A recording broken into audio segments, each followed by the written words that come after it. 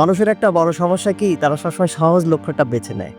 ইংরেজিতে যাকে বলে সিটিং ডাক, সহজেই ঢিল ছোড়া যায়। পিনাকির অসামান্য অবদান আছে, কিন্তু পিনাকি হাততালি পাওয়ার জন্য অনেক সময় অনেক ধরনের কথা বলে। পিনাকি সেই ব্যক্তি যে ফারুকির সিনেমা নিয়ে খুবই পজিটিভ একটা রিভিউ দিছিল। ফারুকি তখন বা তার আগে ছিল না, ওই সমকামিতা আবার পরকিয়াকে উস্কে দেওয়ার লোক ছিল না, আওয়ামী লীগের লোক ছিল না। ফারুকি যার স্যাটারডে আফটারনুনকে আওয়ামী বাম গম চরম বিদ্বেষবশত যে সিনেমা পর্যন্ত রিলিজ হইতে দেয় নাই, তাকে বলতেছে আওয়ামী ঘরানার লোক। বাংলাদেশের মানুষের অধিকাংশ সমস্যাটা কি জানেন? ফারুকি আমাকে চিনেও না এবং কোনো একদিন বোধহয় মেসেজ দিছিল, মেসেজ সিনই করে না। তাদের যে ছোট ছোট দুনিয়া, তাদের যে ছোট ছোট যুদ্ধক্ষেত্র, এটাকেই সে একটা মহাবিশ্ব মনে করে। সে মনে করে যে এর বাইরে আর কোনো দুনিয়া নেই। ফারুকিকে বলতেছে যে পরকিয়া এই কালচারাল লাইনের হচ্ছে নারী সাপ্লায়ার। এর যে জঘন্য এবং হাস্যকর ব্লে আর বলতে পারে না। হ্যাঁ, পুতুলদার অন্য সমস্যা আছে, অবশ্যই অন্য সমস্যা আছে, কিন্তু ওনাকে এই সাপ্লাই দিছে এটা বলে বরং তাদের হাতকে আরো শক্তিশালী করা হয়। Farooki made in Bangladesh cinema দেখছেন, এছাড়া বিভিন্ন নির্মাণে সে পরকীয়ার বিরুদ্ধেই বলে। একটা ফিল্মকে কিভাবে রিড করতে, এরা যেমন সাংবাদিকদের মেইন সমস্যা হলো আমাদের মানুষকে রিড করতে পারে না, একটা সিনেমাও রিড করতে পারে না।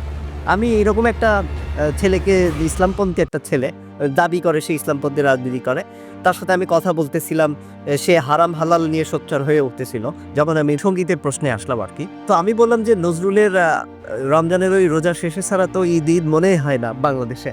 আবার সামি ইউসুফের গান ছাড়া রমজানে মানে যেন বিষয়গুলো যেন প্রাণবন্ত হয় না। তো কয় না, এগুলো হারাম, হ্যাঁ ওই ফতোয়াই মানতে হবে, তাই ফতোয়াই ইসলাম। তাই আমি বললাম যে আলেমদের মধ্যেই তো তফাৎ আছে।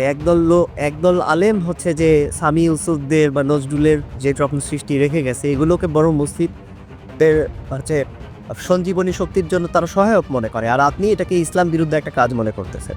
তো ফারুকি হয়ে গেছে ওই রকম একটা সিটিং ডাক, একটা সহজ লক্ষ্য। আপনি যদি পক্ষান্তরে বলেন যে কর্নেল রেদোয়ান যে সাক্ষাৎ গণহত্যাকারী বা ওই যে অমুক তমুক বাস্টার্ডগুলো আছে, এদের বিরুদ্ধে একটা ঘেরাও কর্মসূচি করতে হবে, এদের বিরুদ্ধে আছে কঠিন একটা পদক্ষেপ নিতে হবে, আপনি সহজে মানুষ খুঁজে পাবেন না, কিন্তু আপনি ফারুকির বিরুদ্ধে পাবেন।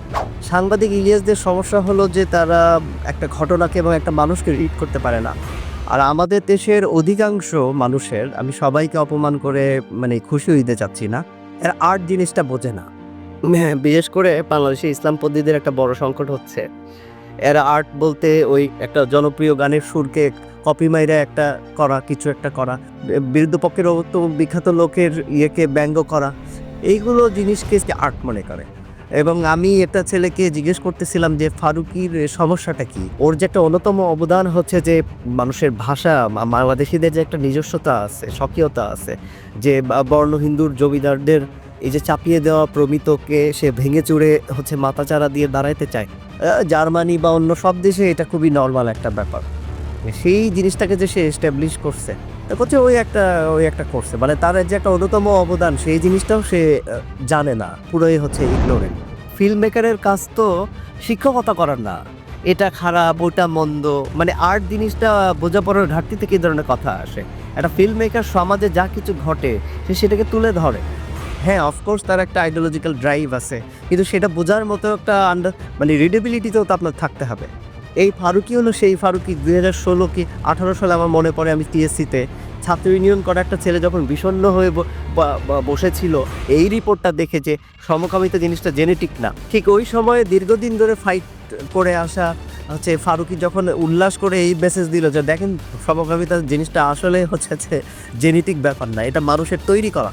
এবং তখনও দেখা গেল যে এই কলা বিজ্ঞানীরা আসলে বিজ্ঞান জিনিসটা মানে না, তারা তাদের ওই ইচ্ছা ওই প্রবৃত্তিরই অনুসরণ করে, কোরআনে যেভাবে বলা হয়েছে। এই ফারুকিকে আরও আপনি চিনতে পারবেন তার তৈরি করা লোকজনকে দিয়ে। এই আশফাক নিপুণ বা এই টাইপের যে সে কিছু নির্মাতা, তার ভাই ব্রাদার প্রোডাকশন থেকে বেরোয়েছে, এই ওই ধরনের ছেলে মেয়েদেরকে যখন জিজ্ঞেস করা হয় যে আশফাক নিপুণের মহানগর কি আপনি দেখছেন, এটা কিভাবে গুম সংস্কৃতির বিরুদ্ধে একটা সোচ্চার একটা ভয়েস হয়ে দাঁড়াইছে, হাজারো তরুণ তরুণীকে সে একটা ভয়েস দিছে, সেটা কি আপনার ধারণা আছে? জানেন, ইভেন আশফাক নিপুণ নিজেও হচ্ছে ফিজিক্যালি এই আন্দোলনে হচ্ছে সে নামছে, শুধু তাই না, সে অনেকজনকে সাথে নিয়ে নামছে।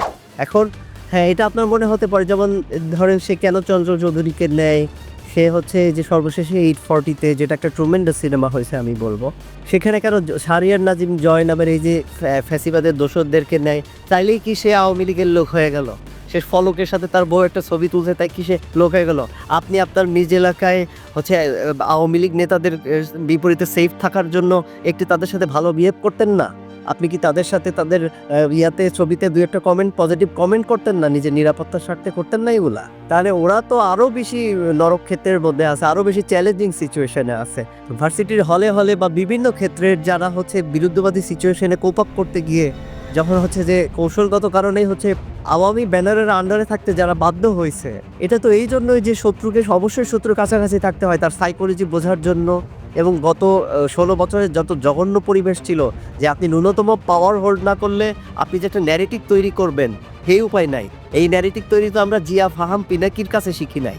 হ্যাঁ, পরবর্তীতে জিয়া ফাহাম, এটিএম গোলাম কিবরিয়া, ফারুক ওয়াসিক, মাহা মির্জা, এদের পিনাকি ফাহাম, এদের লেখাপড়া আমরা সমৃদ্ধ হয়েছি, কিন্তু আমরা তো ওদের কাছ থেকে কাউন্টার ন্যারেটিভ দেওয়া শিখি নাই, আমরা আমাদের জীবন দিয়ে শিখছি। কেন সে শত্রুদেরকে কাছে রাখে? শত্রুই তো শত্রুদেরকে কাছে রাখে। আপনি একটা বড় লড়াই খেলতে নামছেন, তা আপনার সাথে কে খেলবে? আপনার একটা প্রতিপক্ষই তো খেলবে। এলিয়েন এসে খেলবে না, ফেরেস্তা এসে খেলবে না। শত্রুই শত্রুকে শত্রুর কাছে রাখে। এবং সিনেমা হচ্ছে একটা ইনফর্মাল এডুকেশনের জায়গা, এবং সব পক্ষই সব অন্য অপর পক্ষকে এডুকেট করতে চায়, তার আইডিওলজির দিকে দাবিত করতে চায়, এবং একই সাথে তার কৌশল বুঝে পাল্টা মেকানিজম তৈরির সে ধান্দায় থাকে। It is the picture. ফলে আপনি যে যুদ্ধক্ষেত্রের মধ্যে ছিলেনই না, সেই বিষয়ে আপনি বড় বড় কথা বলতে আসেন কেন? হ্যাঁ, অবশ্যই মানুষ সবচেয়ে বেশি প্রভাবিত হয় আর্টিস্টিক প্রেজেন্টেশন দ্বারা, মানে আর্টের বিভিন্ন যে ফর্মগুলো আছে এগুলো দিয়েই মানুষ বিপুল সংখ্যক মানুষকে প্রভাবিত করে। এবং সিনেমা বা সাহিত্য এগুলো হচ্ছে informal yet most effective education, যেখানে মানুষকে আসলে জোর করে শিখতে হয় না। আপনার চোখ তো নিজেই একটা ক্যামেরা, তো আপনি চোখ দিয়ে সারাদিন এত কিছু দেখেন, আর ফিল্মের সামান্য খোলামেলা জিনিস আপনি দেখতে পারেন না। এই সাংবাদিক ইলিয়াস একটা কথা বলছে যে সে নারী সাপ্লাই দিত আনিসুল হককে, হায় আল্লাহ, এটা বড় ওদের ইয়াকে আরো বেশি শক্তিশালী করবে। কোরআনে সূরা হুজুরাতে আছে যে যখন কেউ কোনো ফাসিক ব্যক্তি তোমার কাছে কোনো তথ্য নিয়ে আসে, এটা আগে ভেরিফাই করো অপর পক্ষকে পৌঁছানোর আগে, পাছে না তোমরা আবার একটা বিশাল সম্প্রদায়ের ক্ষতি করে ফেলো। সাংবাদিক ইলিয়াসদের গান্ডুপনা এই লেভেলে, হ্যাঁ তার কিন্তু ভালো অবদানও আছে, যেমন বাঘা বাঘা যে ক্রিমিনালগুলোকে চিহ্নিত করে দেয়া, যে ফ্যাসিবাদের যে দোসরগুলো হচ্ছে যে এই ইন্টারিম গভর্নমেন্টের আশেপাশে ছড়ায় আছে এবং গুরুত্বপূর্ণ জায়গাগুলো দেওয়া আছে, এগুলোকে ডিটেলস সহকারে দেওয়া তার একটা গুড কাজ। কিন্তু এই অনুমান নির্ভর এবং কনস্পিরেসি থিওরির উপর এবং অজ্ঞতাবশত চিরাচরিত যে অজ্ঞতা, সেই বশবর্তী হয়ে যখন কথাগুলো বলে তখন সেটা আসলে ক্ষতির কারণ হয়ে দাঁড়ায়। ফারুকীর ফেসবুকে এসে চঞ্চল চৌধুরী আর ওই মুন্নি সাহারা কেন কমেন্ট লিখে জানেন? কারণ তারা জানে যে ওরা কমেন্ট লিখলে আপনারা ওই ফারুকীকে আক্রমণ করবেন। ওই পিনাকি যেটা করে, সে হচ্ছে ওই পপুলিস্ট কিছু আচরণ করে বসে। প্রথম আলো, ডেইলি স্টার সহ বড় বড় জায়গাগুলোতে এখানকার পলিটিক্স, এখানকার কর্পোরেট পলিটিক্সটা তো আপনার বুঝে কথা বলতে হবে। এইসব হাউসগুলো অসংখ্য বাংলাদেশপন্থী ছেলে মেয়েরা আছে। মিডিয়ার মালিকানা সবসময় এক জায়গায় থাকে না। এছাড়া ছাত্র ইউনিয়ন করা একটা ছেলে এই যারা হচ্ছে প্রথম আলো, ডেইলি স্টার বা এই ঘরানাকে একটা তাদের একটা পবিত্রতার একটা অংশ মনে করে, তাকে তো আপনি ধাম করে একটা শত্রু ঘোষণা করলেন, মানে কি আপনি তাদেরকেই দূর করে দিলেন। এবং এদের মধ্যে অনেকেই সত্যপন্থী আছে, এরাও ন্যায় অন্যায় ভালো মতোই বুঝে, এদের ভালো অবদান আছে। ঠিক এই মুহূর্তে যদি আপনি এদেরকে দূর করে দেন, তাহলে তো আপনি গণ অভ্যুত্থানের ক্ষতি করলেন। আপনি তো অ্যান্টি ফ্যাসিস্ট, অ্যান্টি বাকপারদের বিরুদ্ধে যে ঐক্য হয়েছে, আপনি এই ঐক্যের ক্ষতি করলেন। আমি তো ছাত্র ইউনিয়ন করা বা ওই মাইন্ডের অনেককে চিনি যারা আসলে ওদেরই ফল্টগুলো অলরেডি সে পরিষ্কার দেখতে পাচ্ছে এবং তারা নিজেদেরকে রিফর্ম করছে। শেষ করব ফারুকের সর্বশেষ সন্তান 840 দিয়ে। মুভিটা যে স্বৈরাচার মাফিয়া রেজিমকে নিয়ে বা এর কমিশনার ডব্লিউ যে সাইকোপ্যাথ হাসিনাকেই প্রতিনিধিত্ব করে, সেটা ওপেন সিক্রেট থাকা সত্ত্বেও এর ভেতর টাচই একটা ব্যাপার আছে। বিশেষত ইগোর সাথে দ্বন্দ্বে পরাজিত মানুষ যে হাসিনার মতো নিকৃষ্ট অহংকারী স্বৈরাচার হয়, সেটা এখানে ট্রুমেন্ডাসলি তুলে ধরা হয়েছে। এছাড়া বাটপারবাদ কতটা কমপ্লেক্স তা বুঝতে এটা আপনাকে হেল্প করবে। ফারুকী অসাধারণ একজন মেকার। টুক করে ঢুকে পড়বো, মোবাইল ইলেকট্রিসিটি তোদের কে দিয়েছে, রিয়েলিটির সাথে এই টাইপের সামঞ্জস্যপূর্ণ ডায়লগ, বিষয় আশয় ছাড়াও এই পলিটিক্যাল স্যাটায়ারে এমন কিছু ক্রাইসিস তুলে ধরা হয়েছে যেটা অনেকের পলিটিক্যাল সেন্স ক্লিয়ার করবে এবং একই সাথে এন্টারটেইন করবে।